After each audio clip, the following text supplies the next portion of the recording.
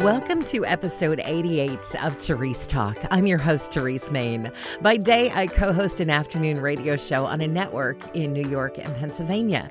By night, I'm a podcaster. If you're a woman like me who loves Jesus and just wants to serve her family and community a little better, you're in the right place.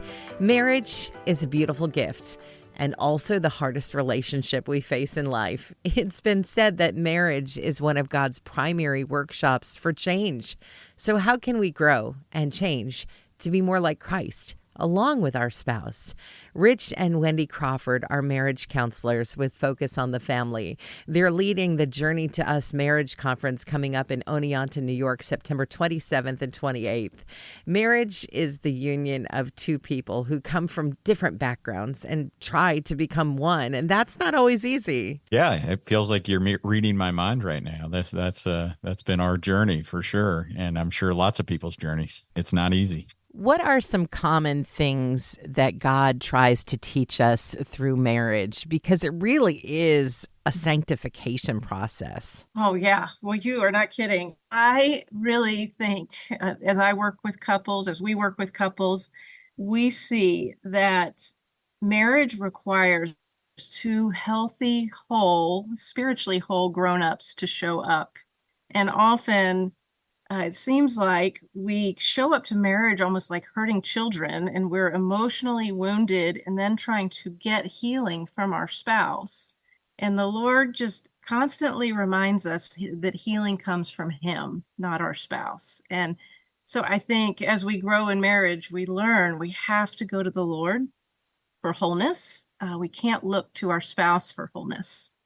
And that our spouse doesn't complete us, that the Lord does ultimately. And then with our spouse, we can experience that unity and oneness and connection. But wholeness comes from the Lord. It's something that Christian couples aren't great at doing. How do couples who don't know the Lord ever make it through marriage? You know, I think there's a lot of codependency. There's a lot of depending upon one another for their emotional health. In that case where there's no Jesus at the center, I think that makes it much more challenging for sure when the Lord is not in the center. In marriage conflict, there's a lot of he doesn't make me feel, she doesn't this. We do call on that person to do things that we really can't expect a broken, flawed human to do. Yeah, I mean, we all have experiences growing up that impact what we bring to the marriage. And it is difficult when we get our buttons pushed, if you would, in how we respond, just kind of innately. And I think going back to what Wendy was talking about, being fully independent, functional adults is hugely important. And that can only be found in our relationship with Jesus, that we have any ability to know. And it might be good to push pause and do some self-reflection and then come back to the table so that you can resolve the conflicts. Because one of my favorite quotes is conflict's inevitable, but combat is optional. You know, for some reason, we've come to believe that conflict is bad, but it can be a healthy part of marriage, a healthy part of any relationship, because it shows where those friction points are. And they're usually areas that we need to get refined in. We find that conflict is definitely inevitable, but it's a possibility for repair. And in repair, when we repair conflict well with our spouse, and we can actually talk about the issues in the heart that were kind of going on during the conflict, we experience connection and intimacy with our spouse as we validate one another and hear one another well. But that takes learning. How do you repair conflict well? How do you have those connecting talks that build intimacy and connection?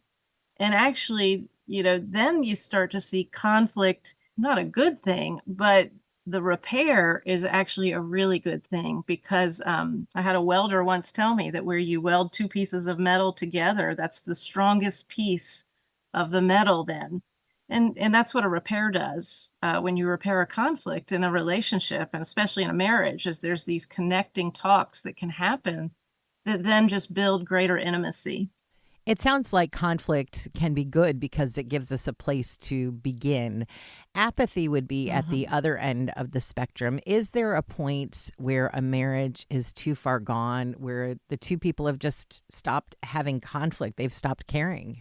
Yeah, that's actually a really dangerous place when we see that. I mean, that is the opposite of love. You know, anger and hatred or conflict is not the opposite of love. It really is a posture of I don't care anymore. And that's a scary place for a couple. Not that they can't be brought back from that, because healing and restoration and redemption, we totally believe in that as believers, that the Lord can do great things even in that space, but it is a dangerous space. It's a kind of the old adage of the frog being put in the boiling water and the temperature bringing up slowly. Apathy doesn't just happen one day. You build towards it, and I think the best way to combat that is have good, honest, open communication, good conflict resolution. But that's hard, and it takes a lot of work.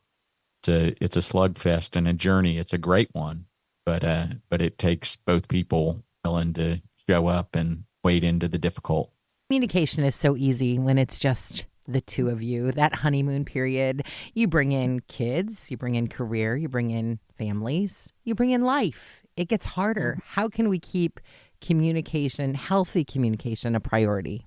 It really does start with caring well for ourselves and being emotionally healthy, like taking our fears, our disappointments, our hurts to the Lord so that we can show up and be safe for communication. We communicate much safer when we've turned the volume down on our own hurt and fear.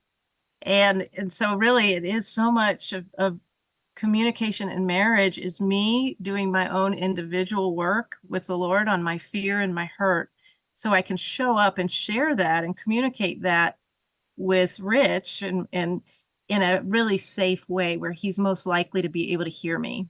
And then the same for him.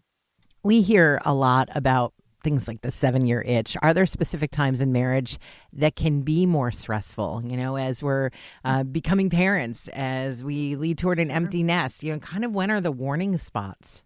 A lot of the significant life transition stuff like jobs or facing economic challenge or entering parenthood. I mean, those are all, as you said, empty nest. I mean, these are significant times that are scary, I think, for a lot of folks, just because we don't know what's around the corner and what that might unearth in ourselves, because sometimes we bury ourselves in the mundane of the everyday and don't go back to what we were talking about, really caring for our own heart before the Lord.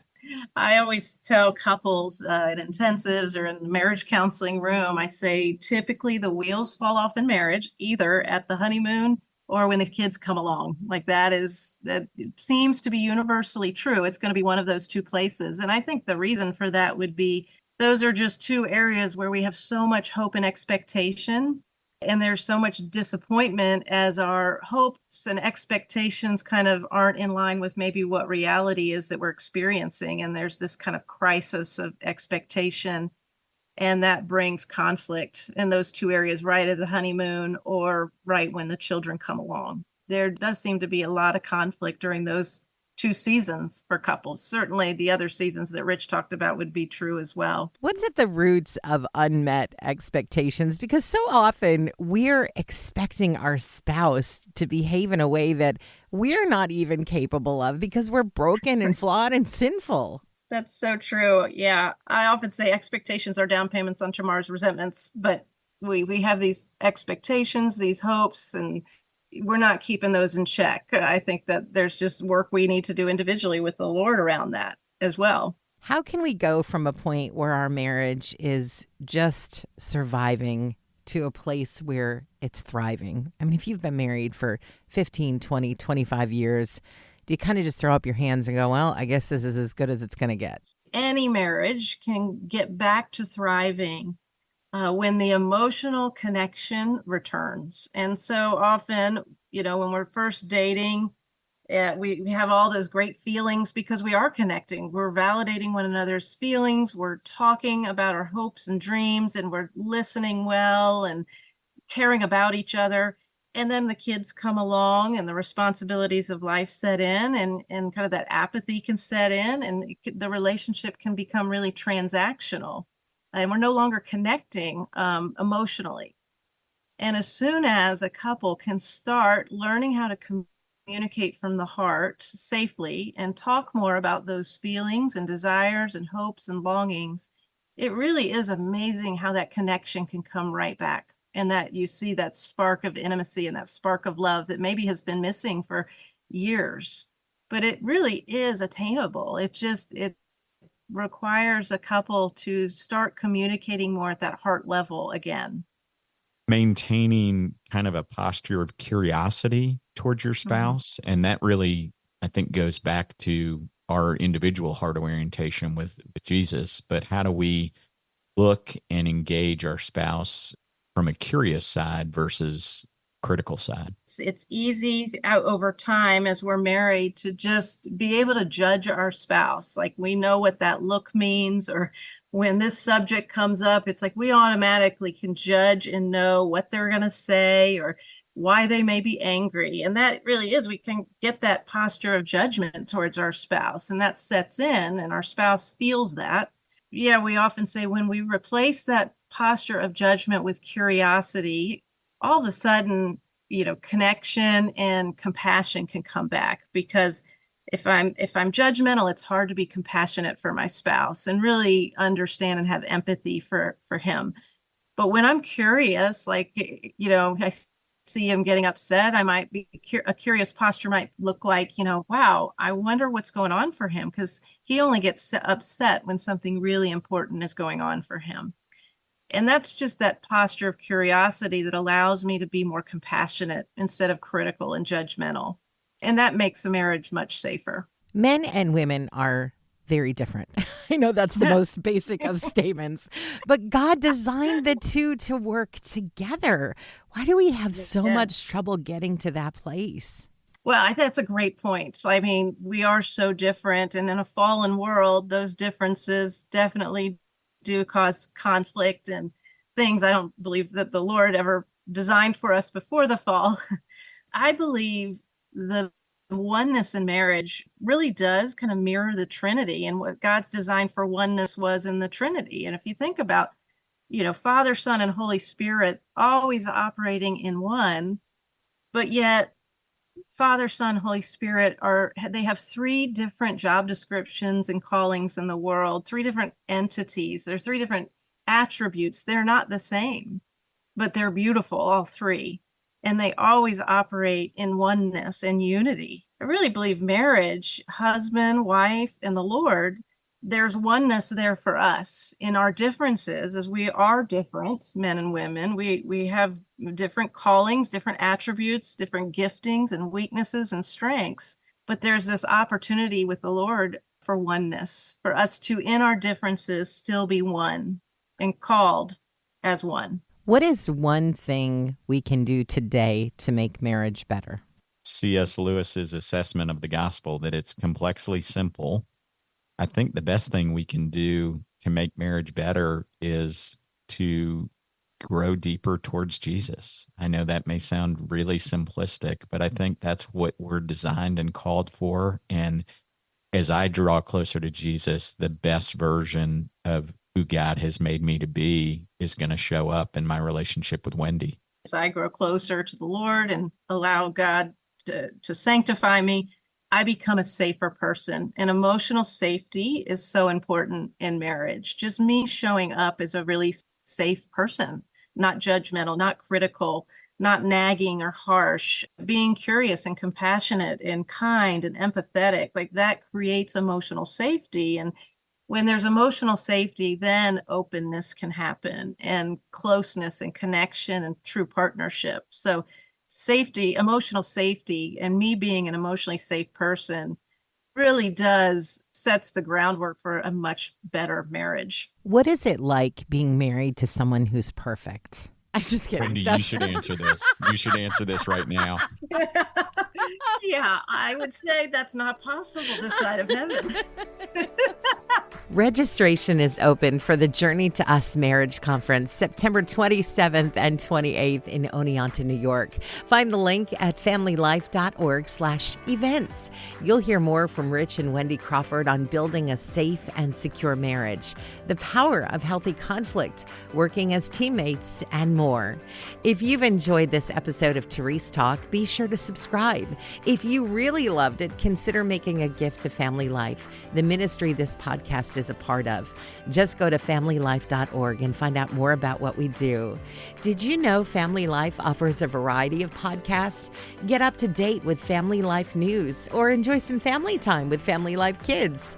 There's The Calling, a Family Life original podcast that encourages those who lead our churches, and 10 Minutes With, an interview program with faith-based artists and speakers. They're all free and on demand at familylife.org/podcast.